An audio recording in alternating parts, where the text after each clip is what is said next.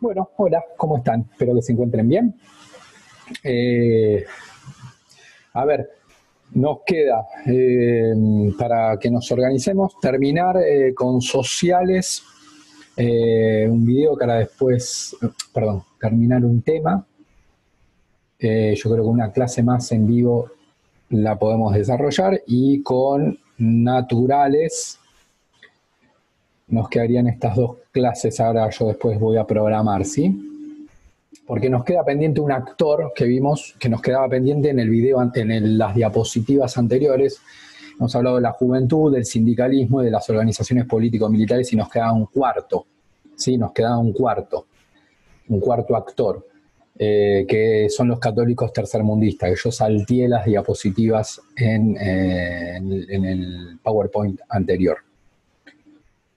¿Qué es lo que vamos a hacer? Bueno, eso lo voy a explicar en vivo, ¿sí? Vamos a organizar un Zoom y lo voy a explicar. No hay ningún problema que yo continúe con el otro juego de diapositiva que es este, que ahora lo voy a subir, porque tranquilamente se puede explicar en paralelo. Sí, obviamente antes de que termine este juego de diapositivas, ¿sí?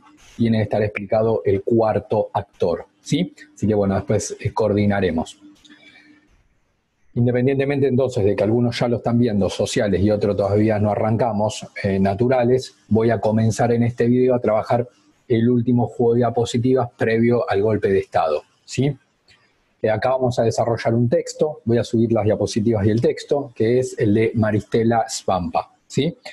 El texto se denomina El populismo imposible y sus actores.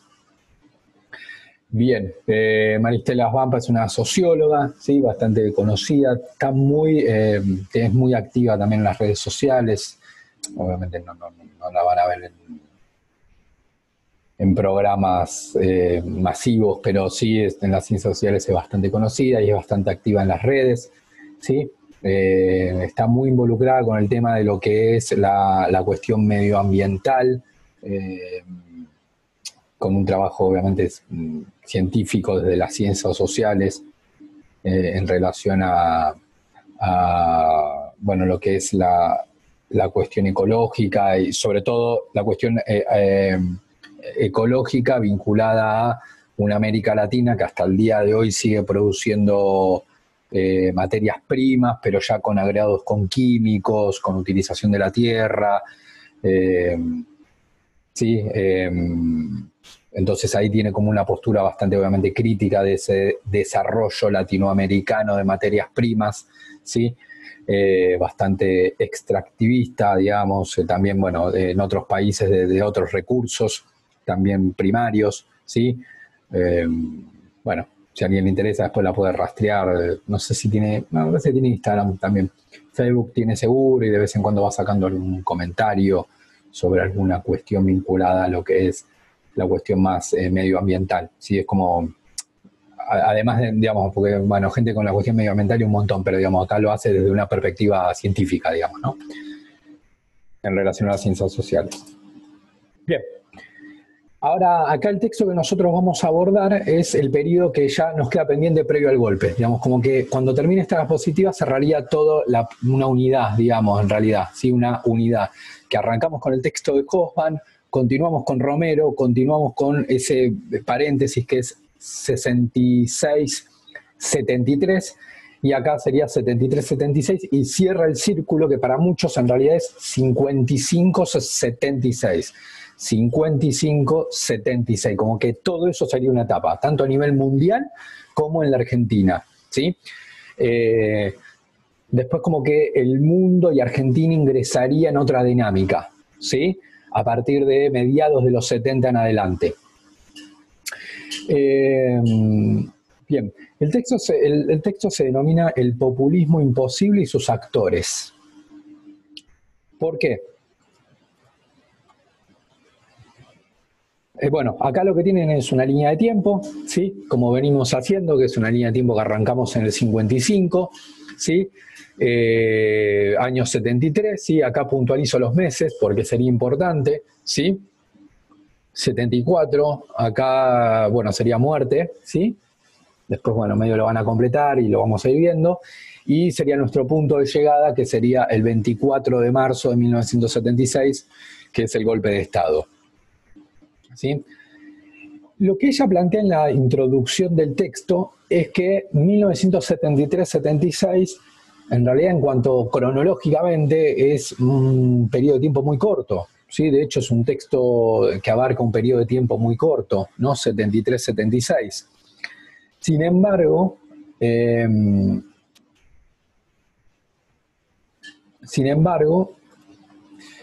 dice, es unos años que en realidad son muy pocos, y ni hablar en términos históricos, donde 3 años prácticamente no es demasiado, no es prácticamente insignificante, pero que es un momento en el cual es el momento en el cual hay una máxima condensación de tensiones y contradicciones. Como que por eso digo el 55, esa dinámica del empate que se fue generando a partir del 55, ¿no? De bloquear el proceso del otro y de la proscripción del peronismo, pero el peronismo que no desaparece, sino que comienza como a generarse una profundización de la identidad peronista, un crecimiento de los sectores de izquierda. Y retomo acá una idea muy importante que dije en el juego de diapositivas anterior: la movilización social que se generó a partir del Cordobazo fue creciendo. Es decir, como que a partir del 55 y con profundización a partir del Cordobazo, que es el fines de los 60, como que la tensión social cada vez fue creciendo más, ¿no? Y llego al 73-76 como el momento donde esa movilización social, esa tensión social, los choques del empate, ¿sí? Eran cada vez más potentes, cada vez más fuertes, más tensionantes en la sociedad argentina, ¿sí? Digamos, como si estuviera, bueno, la idea de condensación, ¿no? Como con una olla con la tapa, y en un momento empieza como la olla como a moverse, y yo tengo la tapa y ya se me empieza como a mover la mano de la presión que hay, ¿no? Eso sería 73-76, ¿no?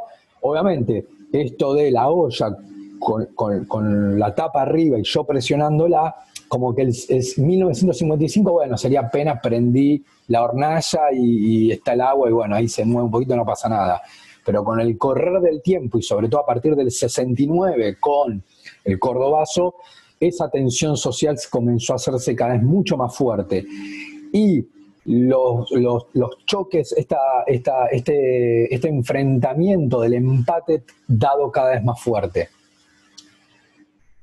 Es decir, el 73-76 es donde ya se hace evidente que hay algo a presión, hay algo a presión, ¿no? Es esa olla ya así, muy, con el agua muy hervida, con la tapa arriba y yo teniéndola, pero ya con movimiento, digamos, ¿no? Con tensión, con mucha presión social.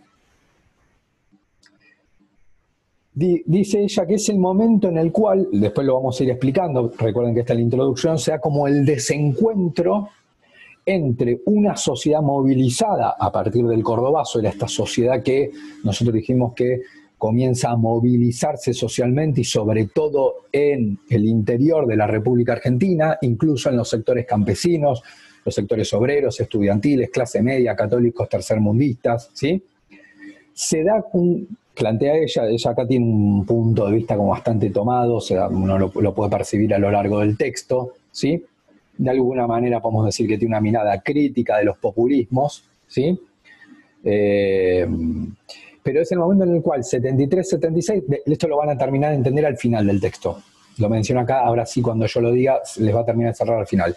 Que sería un desencuentro entre la sociedad movilizada, cuya gran parte, no toda, pero gran parte de los sectores populares en movimiento luchaban por el retorno del peronismo, de Perón y del peronismo al gobierno, como que sea un desencuentro entre o los deseos, sí, bueno, viene el peronismo otra vez y bueno, toda esta conflictividad social se va a resolver, ¿no?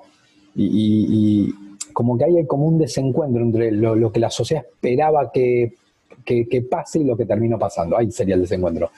Pero la sociedad esperaba que sucediera y lo que terminó sucediendo, ¿no? En relación al propio Perón, ¿sí? Porque después vamos a plantear qué dice. La imposibilidad de implementar con éxito el pacto social. El pacto social fue la política económica de Perón, ¿sí? Ahora después, esto repito, es como la introducción, lo van a terminar de entender al final. Y la dificultad para controlar las distintas corrientes que conformaban el peronismo, ¿sí? Como que estas tensiones y contradicciones está vinculada, plantea Svampa, a, entonces, lo que la sociedad esperaba que sucediera cuando si llegaba el peronismo al gobierno, lo cual sucede, pero termina sucediendo, la imposibilidad de implementar con éxito el pacto social y las dificultades para controlar los movimientos sociales, las líneas internas del peronismo. Acá algo, solo con que tengan idea de esto y de esto decía yo de la olla a presión, está bien, esto es muy difícil de entenderlo sin abordar el texto, digamos, los tres recuadros. Bien, acá empezamos con los subtítulos. La obra de la juventud maravillosa. ¿Se acuerdan que en la etapa anterior nosotros hemos hablado del actor juvenil? ¿Sí?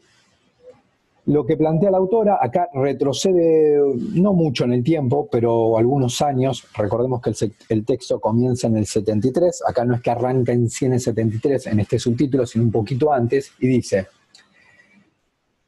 en relación a la juventud, uno puede plantear que en la Argentina, ¿sí?, había como una fuerte incongruencia, como un desfasaje entre el sistema de poder y la sociedad civil. ¿En qué sentido?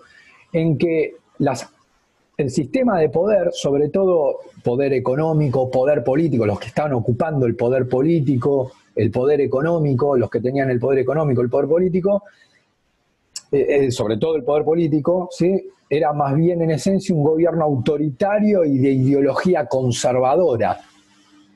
¿Sí? Digamos, entonces tengo un sistema de poder político autoritario y conservador, ¿no?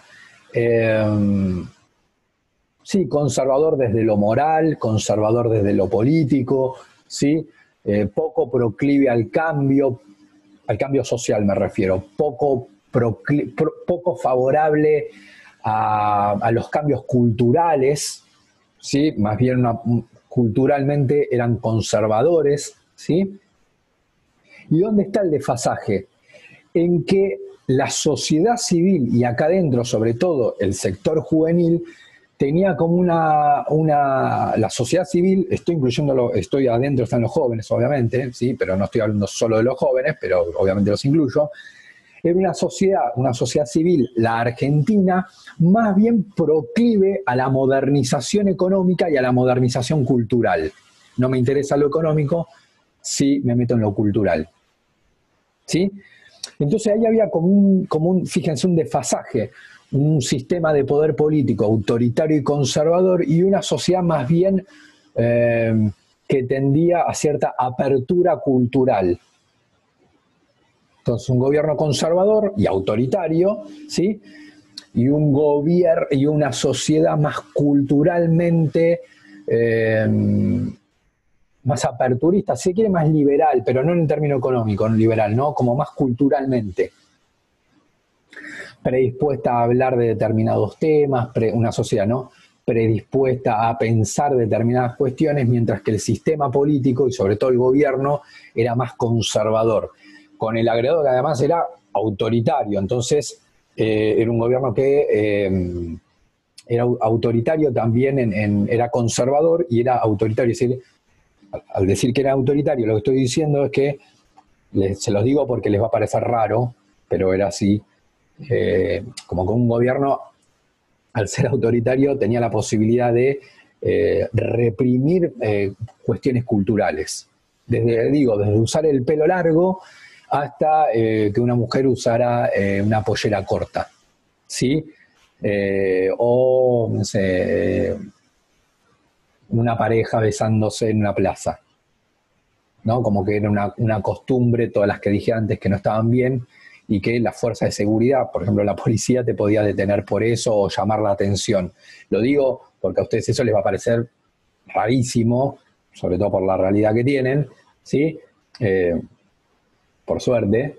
Pero bueno, fíjense ahí como el desfasaje, mientras era una sociedad que más bien era liberal culturalmente o tendía a cierta apertura, y ahí hay como un desfasaje, ¿sí?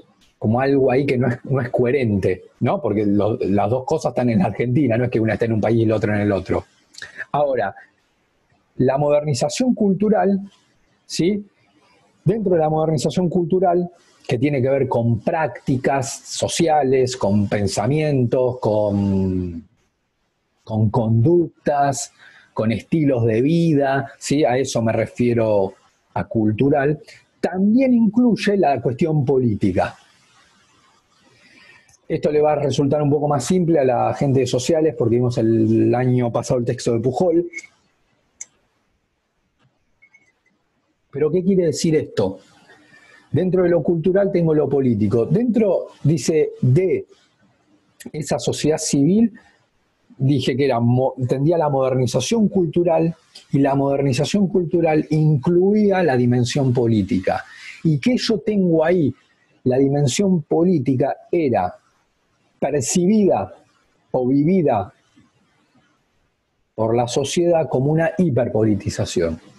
Era una sociedad civil, ¿sí?, con un fuerte grado de compromiso político. Un fuerte grado de compromiso político. ¿Sí?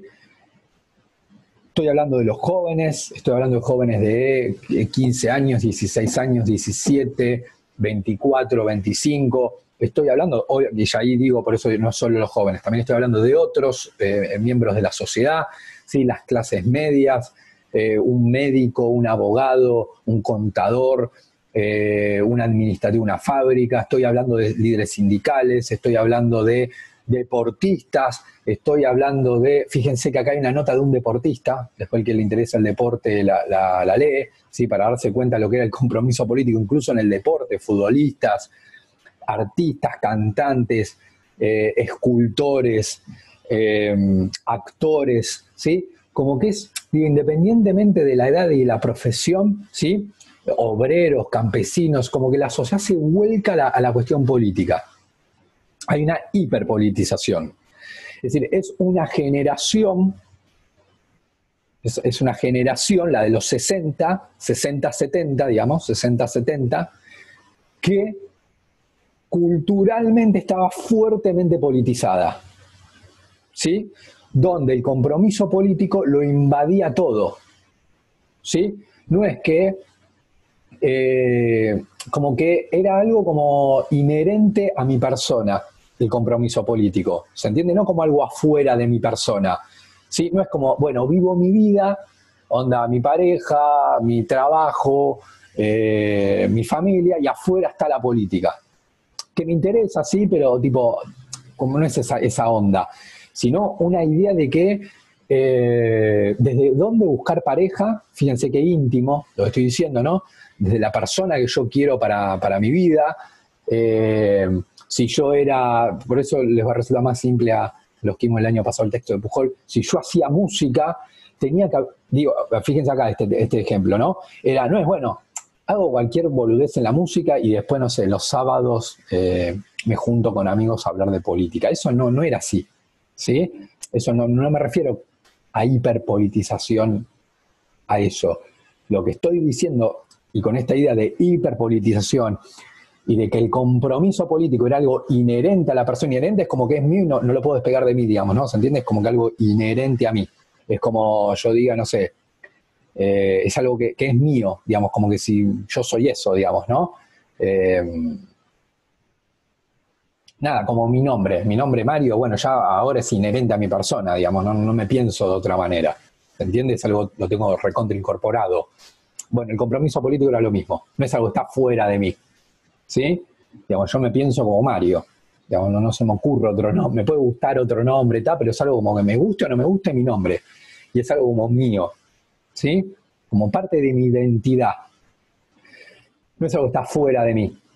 Entonces, lo que digo es, como es algo que está en mí, yo no puedo hacer, si soy músico, no puedo tocar cualquier tema para vender y después los sábados voy a discutir de política, porque entonces es como que hay algo que entonces el compromiso político no está en mí, ¿se entiende? Porque es algo como que tengo afuera y lo uso cuando, no sé, o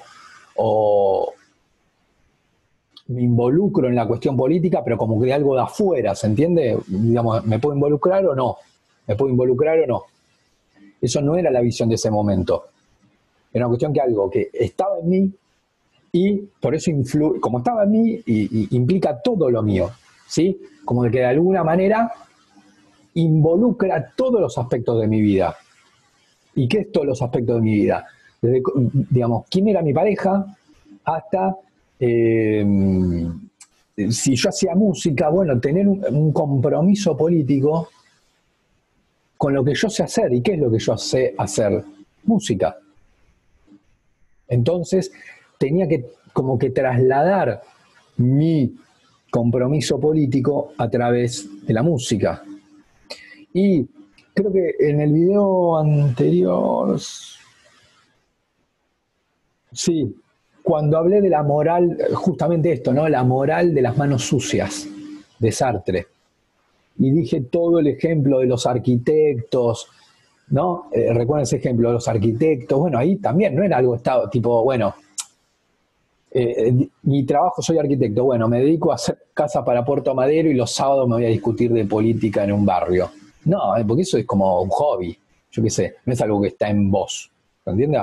No, es una hiperpolitización, es decir, bueno, yo en mi laburo también voy a tratar de tener un compromiso político a través de mi trabajo, ¿sí?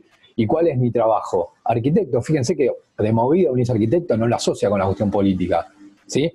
El compromiso político no era solo para el que estudiaba ciencia política o historia o sociología y todos los demás estaban en otra, para nada, era un compromiso político que incluía a, digamos, la gente no sé, alguna carrera, operarios de fábricas, laburantes, comerciantes y gente que estudia en una facultad, abogado, sociólogo, pero también químico, matemático, ¿sí? Arquitecto. Es decir, hay como una hiperpolitización del conjunto de la sociedad, ¿sí? Y si lo tomo a manera individual, digo que había un compromiso, la cuestión política era algo inherente a mi persona, lo cual, digamos, de alguna manera involucraba todas las dimensiones de mi persona, ¿sí? Entonces, la generación de los 60, 70 va a ser de una fuerte hiperpolitización.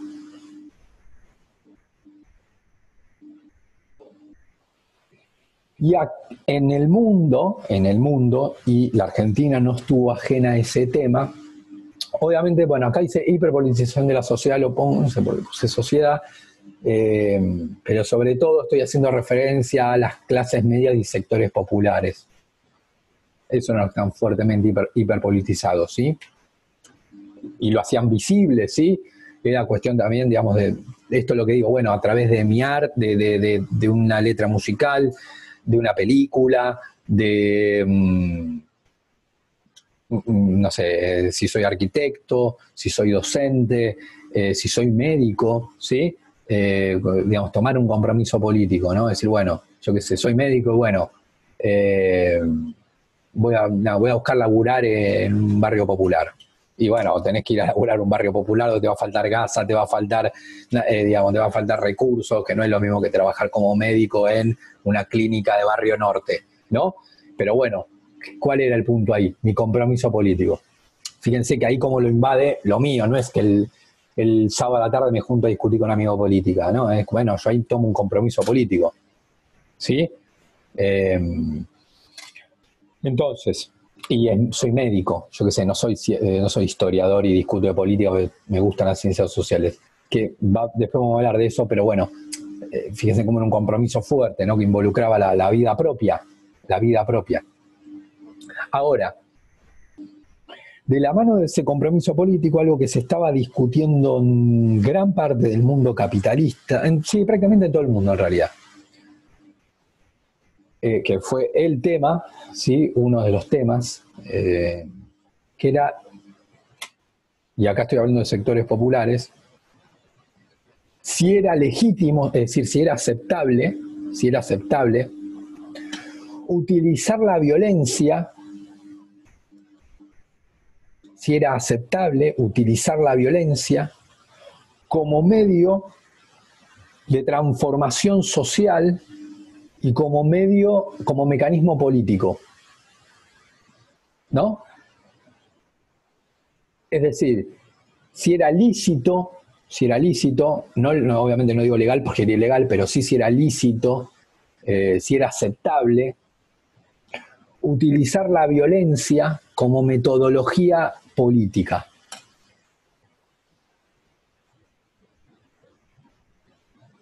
Y acá, esta discusión que se da en todo el mundo,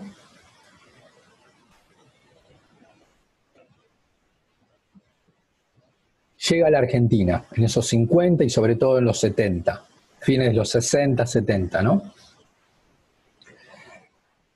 Y esos sectores populares que están fuertemente hiperpolitizados, ¿sí? Se va a dar mucha discusión alrededor de esto, ¿sí?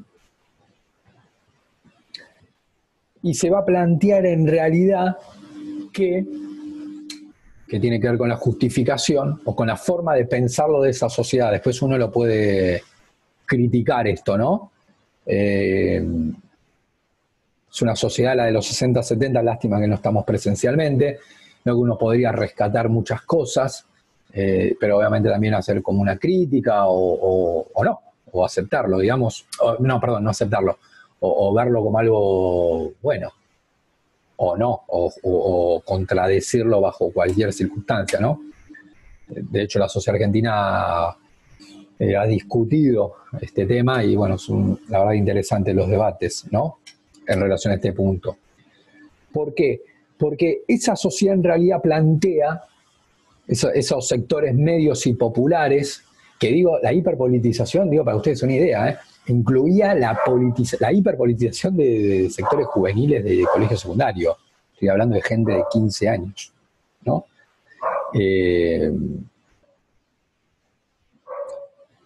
Para que ustedes, para que más o menos vayan tomando dimensión de lo que estoy hablando. Lo digo súper rápido, así no soy muy largo, pero me quiero dar los ejemplos para que más o menos caigan en lo que estoy diciendo. No creo que lo podamos hacer este año, no sé, veremos. Años anteriores, generalmente cuando llegamos a la dictadura, hacía como que había un trabajo práctico de los pocos que doy a lo largo de los 3 años, pero el sexto sí. Bueno, la idea era que tomaran un tema de interés y hicieran alguna entrevista a alguien del momento, ¿no? Y una compañera hace unos cuantos años, que la verdad me sorprendió, por eso lo cuento, una compañera entrevistó a lo que era un alumno de edad secundaria del colegio Estados Unidos, siempre está allá a 2-3 cuadras del cole. Y en dictadura, ¿sí? En dictadura, lo cual era, encima para la dictadura del 76, que bueno, después lo vamos a ver, pero implicaba directamente como algo muy favorable la cárcel, ¿sí? Como algo bueno, la cárcel, ¿no? Obviamente sin proceso, sin derecho a defensa, ¿no? Es como todo así a la volada, caerte preso, y con posibilidades directamente de terminar muerto, ¿no? Bueno, sectores juveniles del Estados Unidos en dictadura buscaron la posibilidad de impulsar un centro de estudiantes, lo cual no era bien visto por la dictadura, ¿no? Entonces, fíjense lo que era la hiperpolitización de ese momento, ¿no? De chicos de muy jóvenes, ¿sí? La verdad que no recuerdo cuántos años tenían, pero sí que eran de colegio secundario, porque estaban en Estados Unidos, buscar promover el establecimiento de un centro de estudiantes y, bueno, hacer algunos reclamos que tenían, bastante interesantes. Por ejemplo, querían una universidad en San Martín, en los 70, y por eso es como que, bueno, decidieron impulsar el establecimiento de un centro de estudiantes. Repito, estoy hablando de gente de, no sé, será 17, de 14, de 15 años, 16, ¿no? Entonces, fíjense lo que era el tema del compromiso político, ¿no? No era del tipo que tenía 38 años y era licenciado en Ciencias Políticas de la UBA, digamos que lo era, ese también, pero no era solo ese, ¿sí? Sino que era algo bastante amplio. Ahora, el debate tiene que ver en relación a la utilización de la violencia como mecanismo político, es decir, si era lícito utilizar la violencia, si era aceptable. La primera respuesta que yo les puedo decir para ir entendiendo este tema es que no dicen que no. No dicen no, bajo, digamos, la violencia bajo ningún concepto. Esas, digamos, los sectores medios y populares de los 60, 70 no dan esa respuesta, que podría ser la que muy posiblemente, y eso es la discusión que me gustaría dar, sería lo que diría la sociedad actual, ¿no? Siempre puede haber algún salame minoritario que lo diga ahora, pero bueno, sería la minoría, supongo, ¿no? Esto, lo que se plantea es que los civiles, ojo, no el gobierno, lo que estoy diciendo es que civiles, ¿sí? Estoy diciendo ese estudiante, ese abogado, ese químico, ese matemático, ese sindicalista, ese jugador de fútbol, ese trabajador de un teatro, ese actor, utilice la violencia, las armas, estoy hablando, las armas, y obviamente hacer daño a otro, en función de una ideología política. No estoy diciendo, digamos, utilizar las armas para robar un banco y quedarme con la plata, no, sino en función de una ideología política. ¿Sí?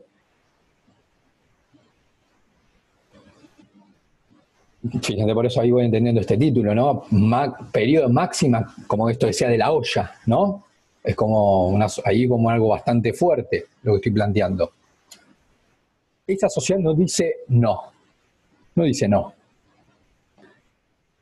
No bajo ningún concepto, ¿no? ¿Qué es lo que plantea? Plantea lo siguiente, nos metemos en esta cuestión. Donde esa sociedad entiende, es muy importante captar esto para llegar a la respuesta que la vamos a dar. Esa sociedad entiende, esos sectores populares, esa clase media, entiende que el conjunto social, es decir, toda la sociedad argentina está compuesta por sectores dominantes y sectores populares. Y que esos sectores dominantes ejercen una violencia, por eso 1-2, ejercen una violencia sobre los sectores populares. Una violencia de dos niveles, ¿no? Una violencia, digamos, si se quiere, una violencia abstracta, pero no irreal, ¿eh? No irreal, abstracta no es irreal. Una violencia, si se quiere, más abstracta, más subliminal, ¿sí? Más simbólica, ¿sí?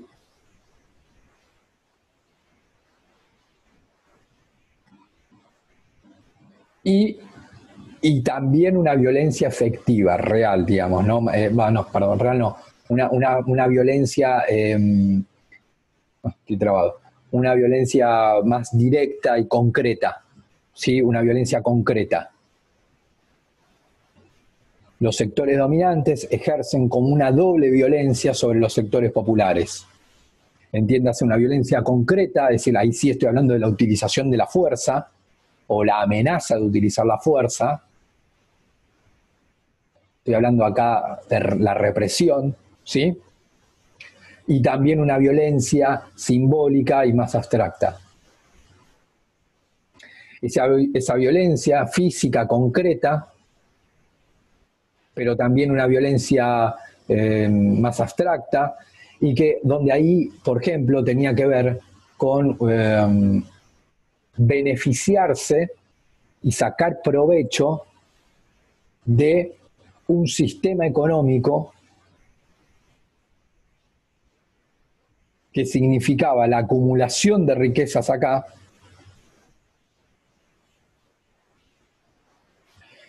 y esta acumulación de riquezas de acá estaba vinculada a la pobreza de estos sectores. como fíjense como esto está vinculado con esto, ellos lo que plantean, esa sociedad, digo, los sectores medio populares, no es que, bueno, este junta riqueza y como, bueno, esto va por otro lado, sino no. Es decir, que la pobreza que yo tengo acá, la pobreza y la miseria que yo tengo acá, esa pobreza y esa miseria está íntimamente relacionada, no es que no está relacionado, está desconexa, sino que está fuertemente vinculada la pobreza que hay acá a la riqueza que tiene este. Y eso lo plantean como una cuestión de violencia económica. ¿Qué me refiero con violencia económica? Es decir, que este genera un montón de riqueza con su trabajo y que esa riqueza no queda acá, sino que va a parar acá. La riqueza que este genera termina acá. La violencia, pensaba esa sociedad, de que este tiene, con esa riqueza, este se compra 17 autos y acá hay un trabajador que nunca en su vida se va a poder comprar una casa. Una, para él y su familia. Por eso acá se habla de apropiación de riqueza, nivel de ingresos, etc. Es una violencia más abstracta o económica, ¿se entiende? Fíjense que ahí no es que hay una violencia concreta, sino es más abstracta y económica. Esos sectores dominantes estaban compuestos por los sectores empresarios, capitalistas, ya sea de origen nacional o de origen externo, radicados en la Argentina, y acá por ejemplo son las multinacionales, ¿sí? Es decir, estoy hablando de esa burguesía de origen nacional, como también estoy hablando de las empresas multinacionales que ponían sus filiales en la Argentina. Eso serían los sectores dominantes, eso sería uno acá. Y el otro nivel lo que plantean es que frente a ese escenario la sociedad manifiesta su descontento, por ejemplo, esta apropiación de riqueza, este nivel de pobreza, este nivel de desocupación que yo tengo acá, y esta sociedad se moviliza y protesta, pero ¿y qué pasa? Pasa la intervención autoritaria y dictatorial del gobierno a través de las fuerzas de seguridad, que sería, por ejemplo, en este caso la policía y en muchos casos el ejército o las fuerzas armadas utilizadas al interior de la Argentina, que sería el otro nivel, ¿no? Como que en realidad el gobierno autoritario con sus fuerzas de seguridad, entiéndase la policía y entiéndase las fuerzas armadas, en realidad se están protegiendo los intereses económicos, los intereses materiales de los sectores capitalistas, ya sea de origen nacional o peor aún, defendiendo los intereses de las empresas multinacionales que acumulan riquezas, sacándole esa riqueza a los sectores populares. Como que el gobierno autoritario, las fuerzas armadas, la policía, como que sería el que protege los intereses de esos sectores capitalistas. Y obviamente esa fuerza de seguridad, esas fuerzas armadas sí utilizan la fuerza, son los que utilizan, porque obviamente el gerente de una multinacional no salía con un arma. ¿Sí? ¿Quién salía? La policía, salía el ejército a defender a ese gran empresario. Cuando por ejemplo, iba a reclamar por más salario. ¿Sí? Digamos, el encargado de la fuerza física sí era, de la represión sí era ese gobierno dictatorial con sus fuerzas de seguridad. Entonces, la lectura que hace la sociedad es que acá se estaba dando, fíjense estas flechas, acá se estaba dando una primer violencia original. La violencia en realidad era la que llevaban adelante los sectores dominantes contra los sectores populares, ya sea violencia concreta, material o si se quiere más simbólica o económica, pero violencia al fin. Frente a ese contexto es que esa sociedad dice, no me queda otro camino que responder a esa violencia original con otra violencia. No hay otra forma. Más en un contexto dictatorial, No hay otra forma, ¿sí? No hay otra forma que hacer frente a esa situación de violencia económica.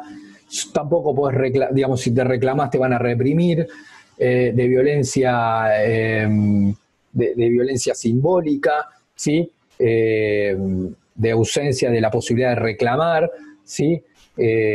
Y además que si salgo a reclamar el gobierno, en lugar de protegerme a mí, protege a una multinacional o protege a un gran empresario y yo ni siquiera puedo comprarme mi casa, ¿sí? Por más que trabaje todos los días de mi vida, ¿sí? Y quiero salir a protestar, a decir que esto es injusto y no puedo. ¿Qué otro camino me queda? Y ahí es donde esa sociedad plantea la utilización de la violencia. Es decir, por eso pongo 1, 2. Responder a esta violencia con violencia de los sectores populares hacia los sectores dominantes.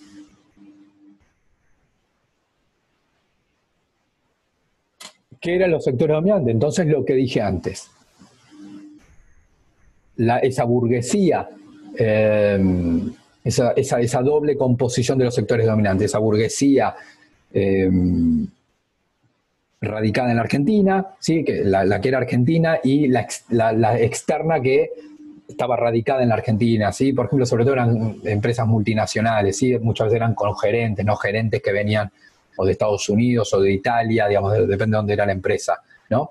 Y los sectores dominantes también estaban compuestos por las fuerzas, por el gobierno y por su fuerza de seguridad, que sería como este segundo escalón. Entonces, la violencia tenía que ir frente a esos sectores dominantes.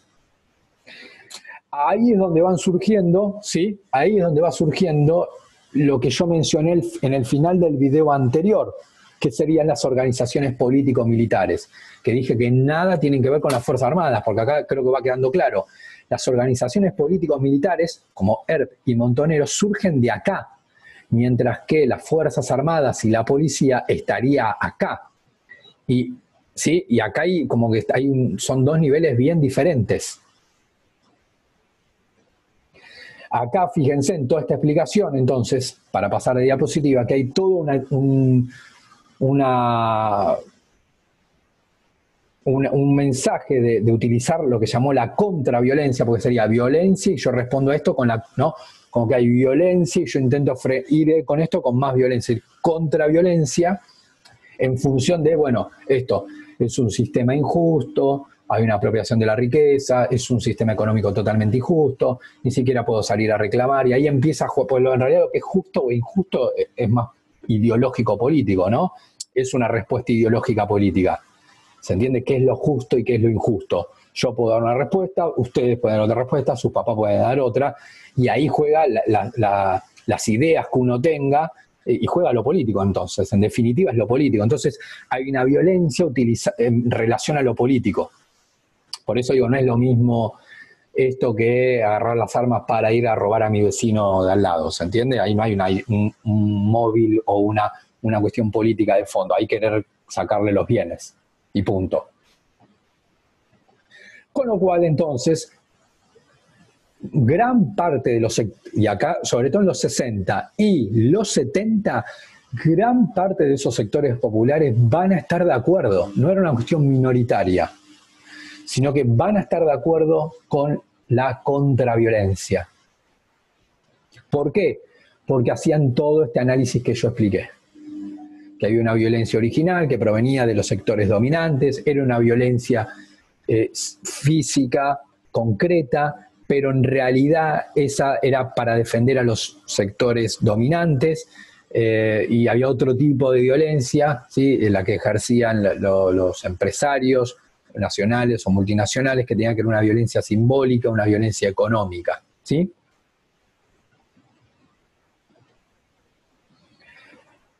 Acá, bueno, lo pueden ver ahí, son 3 minutos nada más que tienen para ver. Perón todavía, yo acá estoy en el 73, Perón todavía estaba en el exterior, ¿sí? Bueno, se le pregunta a Perón qué pensaba de esto, de la utilización de la violencia, ¿sí? Ya desde fines de los 60, fíjense, esta entrevista es del 71, ¿sí? Fines del 60, principios de los 70, como a Perón se le empieza a preguntar bueno, usted que es el líder de un movimiento político muy importante en la Argentina, por más que usted no pueda estar en la Argentina, ¿qué opina de la violencia? ¿Está bien? ¿Está mal? ¿Qué le parece? ¿La recomienda? ¿No la recomienda? ¿Sí? Y es verdad, ¿sí? Esto es lo que ustedes van a leer, es las propias palabras de Perón. Siempre que hay un escrito traten de leer la fuente, porque no es un dato menor, es tipo quién está hablando, ¿sí? Esa violencia va a ser impulsada por los sectores juveniles, sobre todo, ¿sí? Y ahí Perón es como que de alguna manera del visto bueno, no dice no bajo ningún concepto que utilizar la violencia, no es como que dice bueno, como que lo acepta, como que lo, digamos, como que públicamente lo ve como aceptable la utilización de la violencia con motivos políticos, ¿no? Y de hecho comienza como a incentivar a que los jóvenes participaran en la cuestión política. ¿Qué pasó con la izquierda, ¿no? En ese contexto? Con la izquierda, bueno, esto voy súper rápido porque algo ya hablamos, sí me voy a tener acá, pero no en esto, porque esto más o menos mucho ya lo estuvimos hablando cuando hablamos de la nueva izquierda, ¿sí? Esto que decíamos que lo que es la izquierda estaba, la izquierda en el mundo, pero me interesa acá de la Argentina, había una izquierda, fíjense, dos flechas, una izquierda tradicional, que es la que nosotros hemos estudiado muchos años anteriores, ¿sí? Esa izquierda más moderada y una más extrema, que era el comunismo, que en esos 40 y 50 era claramente antiperonista, ¿sí? No apoyó a Perón, ¿se acuerdan? De hecho, había participado el Partido Socialista con los conservadores en la Unión Democrática, es decir, en la elección del 46, cuando Perón se postuló para presidente, la izquierda, esta que era la que existía en Argentina, era esta, y esta no apoyó a Perón, al contrario, fue en oposición a Perón, ¿sí? Ya fuertemente antiperonista. ¿Y qué pasó con esta izquierda tradicional, ya sea la izquierda más extrema o más moderada? En los 60, 70 continuó siendo antiperonista, ¿sí? La mayoría seguían vivos, ¿sí? Digamos, continuó siendo antiperonista, ¿sí? Como que, bueno, que Perón esté en el exterior, esto onda, bueno, que siga allá, yo qué sé, no es para mí no es un tema de que Perón venga a la Argentina, ni me voy a movilizar por eso, ni lo voy a aplaudir, y no me interesa, ¿sí? Y de alguna manera es como que no me interesa que venga a la Argentina, como que, chau, está exiliado y que se queda afuera y listo. De ahí surge una nueva izquierda, esto yo ya lo expliqué bastante en el texto de Romero, sí, al finalizar el texto de Romero, que acá estarían todas las características, no las voy a repetir porque ya las dije, pero esa nueva izquierda, ¿sí? Esa nueva izquierda, fíjese que es diferente a la tradicional, también se va a dividir entre esa nueva izquierda que más o menos plantea, fíjense acá, impulsa la lucha armada, tiene una postura antiimperialista, se acerca a sectores nacionalistas y cristianos, es más fíjense, multiclasista, no solamente obrero, más multiclasista. Esa nueva izquierda, ¿sí? Es verdad que va a haber un sector no peronista, ¿sí? Y va a haber un sector de la izquierda más que comienza a vincularse con el peronismo. ¿Por qué? ¿Qué es lo que cambia en esta nueva izquierda para volcarse al peronismo? Ellos lo que plantean es que, a ver, sería, la, la sociedad tiene un actor principal que es el pueblo. Ni siquiera los líderes son importantes. Los líderes no son importantes. Sea quien sea, ni Marx, ni Lenin, ni Mao, ni Fidel Castro, ni Perón, ni nadie, ningún líder en sí mismo como persona es importante. Lo importante es los sectores populares. Ese es el actor principal. ¿Sí? Como que en lugar de pensar que la sociedad la dirigen personas individuales, sea quien sea, Marx, Lenin o no sé, o Irigoyen o Hitler o Perón, no importa la persona, ¿sí? Cualquier ideología, no importa. En realidad lo que mueve la historia, lo que mueve las sociedades es como lo colectivo, ¿no? El conjunto. Y para ellos obviamente ponían el ojo en el actor principal, que para ellos era los sectores populares, entiéndase en esta diapositiva, el pueblo. Ese era el verdadero protagonista. Y sobre todo desde la izquierda, y esta nueva izquierda también dice, bueno, nosotros queremos representar, nosotros tenemos ideas políticas de la nueva izquierda y queremos representar a este pueblo, ¿no? Ahora, ¿qué tenemos claro en la Argentina? Que el pueblo hizo su opción política, y su opción política en no todo, pero gran mayoría es en el peronismo. Entonces, yo los quiero representar a ustedes, que son el pueblo. Ustedes tienen una elección política, que es el peronismo. Entonces, si yo te quiero representar a vos, ¿sí? Y vos me decís, mira, mi opción, yo creo que para que yo pueda avanzar como trabajador, como trabajadora, como estudiante, ¿sí? Como obrero, como campesino, creo que el peronismo hay que ir por el lado del peronismo, ¿sí? Te dice esos sectores populares. Ahí me quedan dos caminos. O te digo, no, che, tu idea es una boludez, pues no sirve para nada, porque la posta la tengo yo. En realidad vos me tenés que apoyar a mí, porque tu idea es equivocada, y vos me tenés que seguir a mí, ¿sí? Vos no vas a estar bien con esa idea peronista, malísimo, no te va a servir para nada, ¿sí? Vas a terminar siendo un pobre tipo. Seguí mi idea. O la otra, decir, si yo te quiero representar a vos y vos me decís que es por ahí, yo te sigo a vos. Y si tu elección política como pueblo, en gran mayoría, no todo, porque todo es imposible, pero en gran mayoría es apoyar al peronismo y yo te quiero representar a vos, me involucro con el peronismo. Por eso dice, reconocer las opciones políticas del pueblo. No descalifica al pueblo, que era algo más que para muchos asociaban a esta izquierda tradicional, como que decir, bueno, hablaban del pueblo, de los trabajadores, del obrero, pero en realidad vieron como no escucharlo, como decir, bueno, mira, yo te quiero representar a vos, entonces, pero lo que vos tenés que hacer es esto, bla, bla, bla, bla, bla, ¿no? Como que, bueno, yo te quiero representar a vos, pero no te escucho. ¿Se entiende? Entonces, como, ¿qué lugar te estoy dando? Es como que yo diga, bueno, yo quiero acercarme a los adolescentes. Entonces entro al aula y no, bueno, pero lo que tienen que hacer los adolescentes es esto para que estén bien en el futuro, y me la paso 4 horas hablando yo y dándole consejos de la vida y me cierro la puerta y me voy.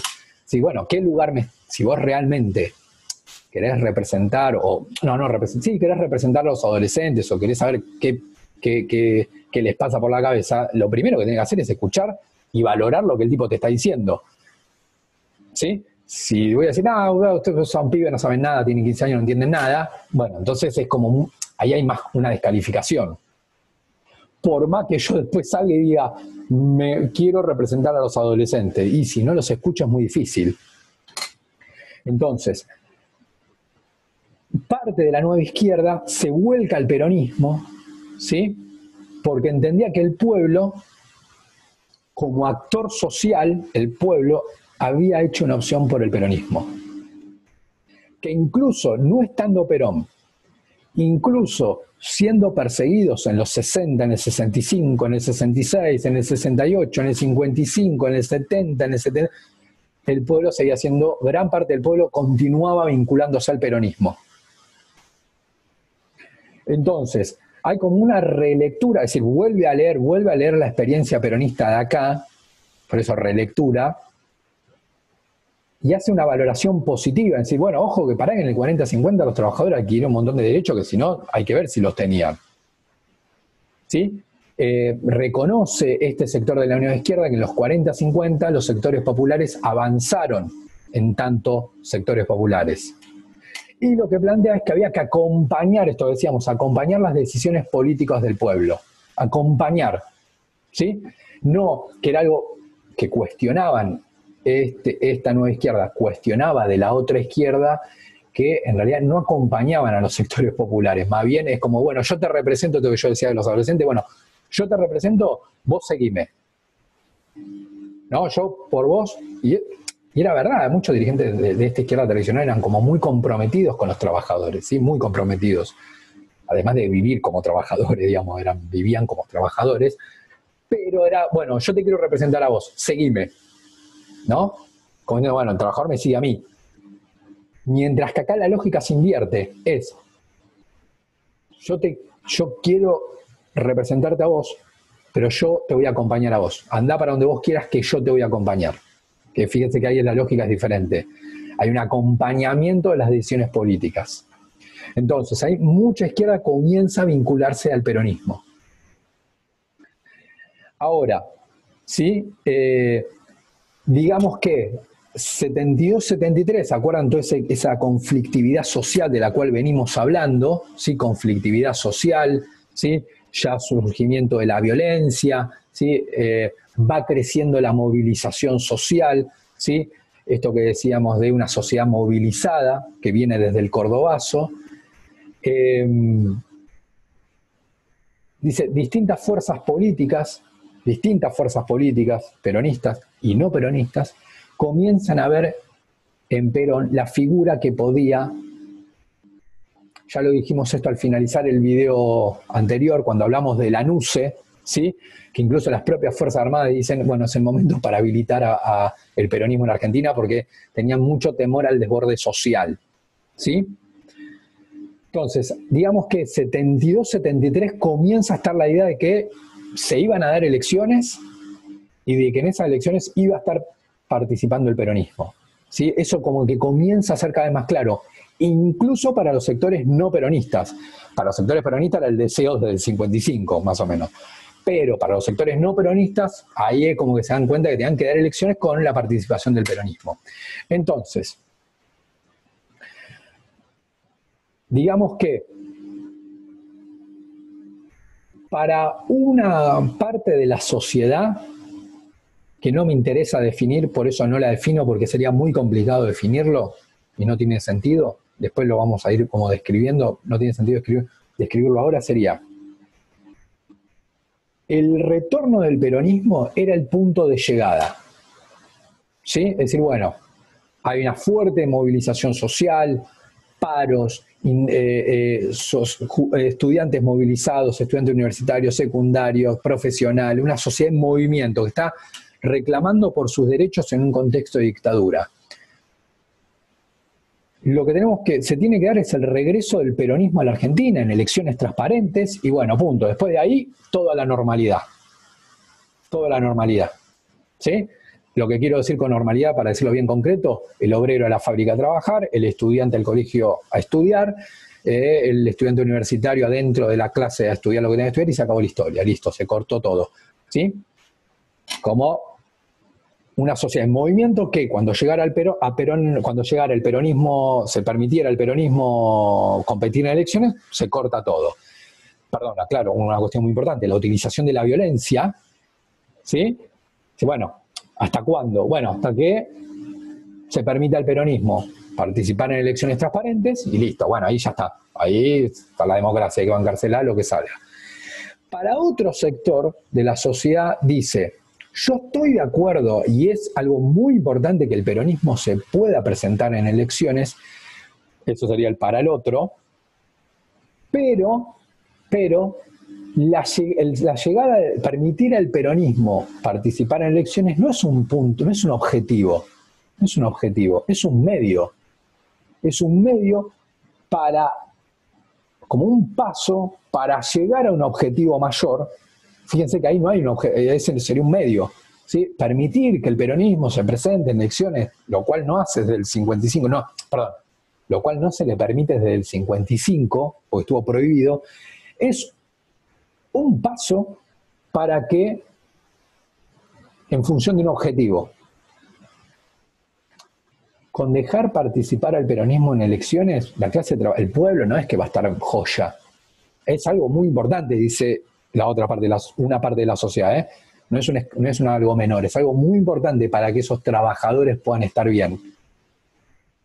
Para revertir esa injusticia económica de la cual yo hablé acá, que hay injusticia económica, porque genera porciones de torta que se te las termina quedando ¿sí? Que sobre 10 porciones se queda 8 y a solo le quedan 2 habiendo hecho la torta. Permitir al peronismo participar en elecciones es un paso muy importante para un escenario más justo desde el punto de vista económico, pero no es un punto de llegada. Con lo cual, una vez que se le permite al peronismo participar en elecciones, la sociedad tiene que seguir manifestándose y reclamando para llegar finalmente a un escenario de justicia social importante.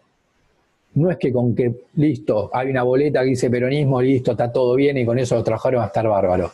No, no, ¿sí? Los sectores populares tienen que continuar movilizándose, eso es muy importante. Bueno, entonces ahí el peronismo, fíjense que no es un punto de llegada, sino que es un medio. Ese objetivo de esa sociedad más justa, en líneas generales se resumía con la frase de la patria socialista. ¿Sí? Una sociedad más equilibrada, con intervención del pueblo, con movilización del pueblo, para tener un escenario económico más equilibrado, más justo, se resumía con una consigna política. Obviamente no va a poner todo eso en unas pancartas, sino con la idea de patria socialista. Bien, me quedan 2 minutos, pero sí, lo vamos a aprovechar para esto. Acá es donde, fíjense el título, la juventud hacia la militancia revolucionaria. La fuerza política principal, no era la única, pero sí era la principal, era el Movimiento Nacional Justicialista. ¿Sí? Esto era el peronismo. El peronismo estaba compuesto por, como hacia adentro, ¿sí? Hacia adentro, por 4 ramas, ¿sí? Como que el partido estaba compuesto por 4 líneas, ¿no? Que era digamos, vamos a analizar la composición orgánica e ideológica. La composición orgánica e ideológica del peronismo, que era la fuerza política más importante de la Argentina, por lo menos de la década del 70, ¿sí? Claramente no era la única, eso sí, para nada era la única, ¿sí? El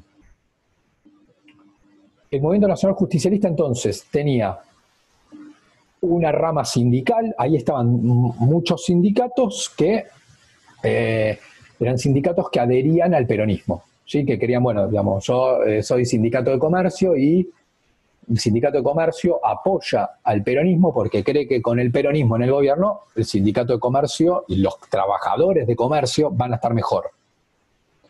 El sindicato de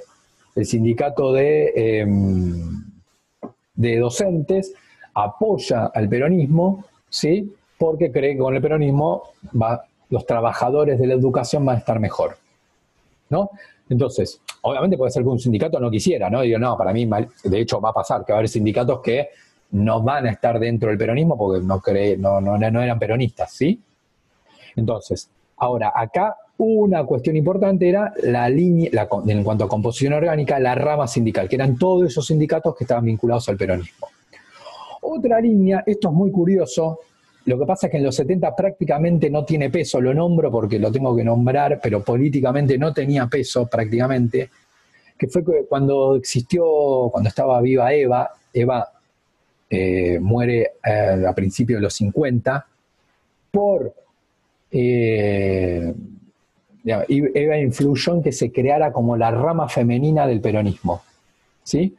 Donde acá iban a estar agrupadas las mujeres que adherían al peronismo.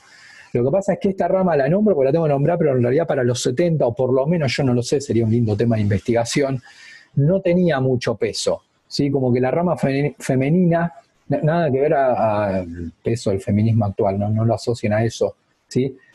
De hecho, en los 70 la rama femenina del peronismo tenía un lugar casi muy atrás. Se vino muy abajo cuando murió Eva, y Eva había muerto con los 50, ¿sí? No es que había muerto ahí, ¿sí? Eva murió a principios de los 50, ¿sí? Acá ya estoy en los 70, ¿sí? Hay una rama política, ¿sí? Hay una rama política que sería todos los dirigentes políticos vinculados al peronismo. Acá estoy diciendo, no sé, el que había sido intendente de San Martín, concejal de San Martín, o gobernador de la provincia de Buenos Aires, o había tenido un cargo de diputado, de senador. Sí, fíjense que ahí son cargos políticos. Y por otro lado, algo que se había creado, esto que dijimos de la idea, fíjense, el llamamiento de Perón a la juventud, dado este mensaje de, bueno, los jóvenes se tienen que involucrar, los jóvenes se tienen que involucrar en política, decía Perón, ¿qué es lo que se creó dentro del justicialismo? Como la línea juvenil, es decir, los sectores juveniles que quisieran participar del peronismo. Entonces, estaba la rama juvenil, la rama política, la rama femenina y la rama sindical. Eso en cuanto a líneas internas. Ahora, está claro, esto quiero terminar con esta cuestión y ahí sí concluimos, es que ideológicamente, esto es lo más difícil de entender, es que no todos pensaban igual. Y ahí está, bueno, no, voy a ser más fuerte, no solo que no pensaban igual, sino que incluso dentro del movimiento nacional justicialista, que era el más importante, había como miradas muy diferentes. Esto, el texto de Vampa va a ser muy crítica, ¿sí? Como que había miradas muy diferentes. Uno puede pensar, bueno, peronista, bueno, piensan más o menos todo lo mismo. Por otro lado, no sé, radicalismo, más o menos piensa lo mismo. Y por otro lado, no sé, el PRO de Macri, piensan más o menos todo lo mismo. A veces sucede que en una fuerza política más o menos piensan todos parecido, pero lo que plantea es Vampa, y está bastante en lo cierto, es que dentro del movimiento nacional justicialista había miradas como muy diferentes de la Argentina, de lo que había que hacer en la Argentina. Hasta diría opuestas. Acá hay dos cuestiones. Uno que tiene que ver con lo ideológico, ¿sí? Y otro que tiene que ver no tanto con lo ideológico, en el sentido de por qué va a haber choques adentro del peronismo, estoy diciendo. Primero porque había miradas ideológicas diferentes, como ¿qué debemos hacer? Bueno, ahí a mí me parece que hacer esto, no, a mí lo otro, entonces hay una mirada ideológica diferente. Hay otra cuestión importante que no es menor, que es algo propio del ser humano, que es que al ser humano le gusta mandar, ¿sí? No le gusta obedecer, le gusta mandar. Y entonces, ¿quién manda? Es un tema, ¿no? Pues bueno, sí, somos todos peronistas, vos sos sindicalista, yo soy de la rama política, yo soy un juvenil, yo soy una mujer. ¿Quién conduce el partido? Bueno, somos todos peronistas, que vaya cualquiera. No, no va cualquiera, ¿sí? La rama sindical quería que el partido vaya para su lado, la rama política quería que vaya para su lado, y la rama juvenil quería que vaya para su lado. Pero fíjense que ahí no hay una cuestión tanto de idea, sino más de poder, ¿no? Decir, bueno, ¿quién manda?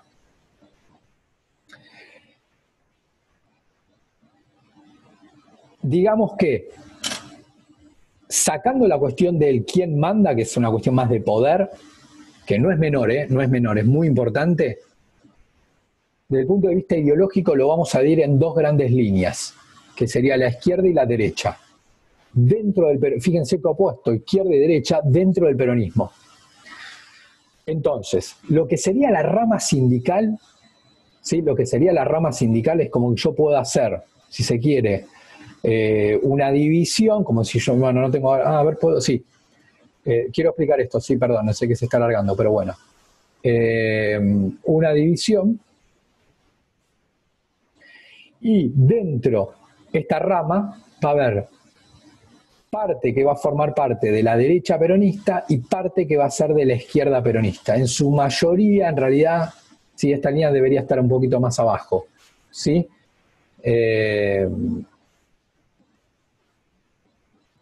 Como que yo diga así.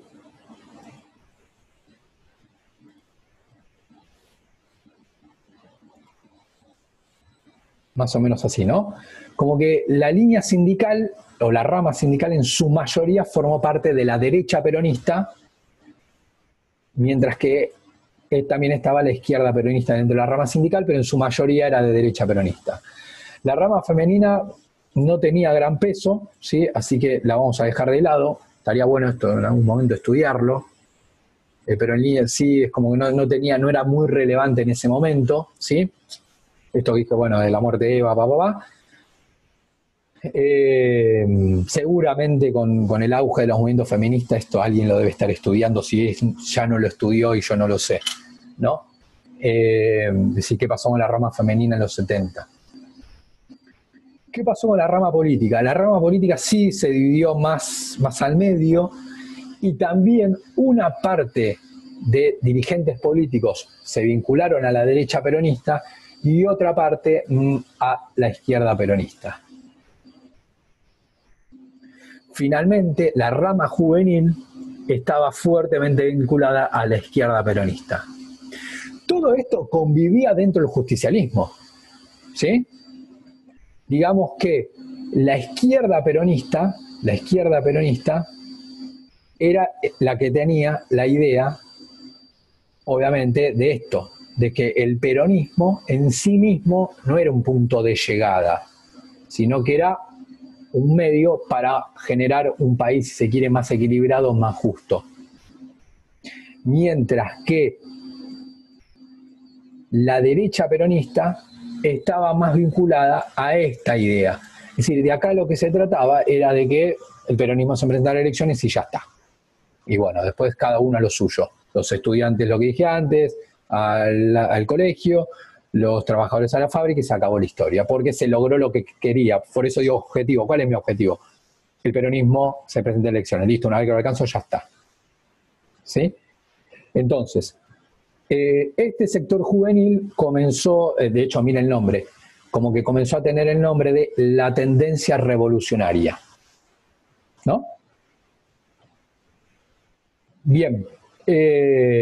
Listo. Bueno, cortamos acá. Espero que se encuentren bien. Voy a subir el video y después organizamos las clases Zoom. Adiós, espero que se encuentren bien.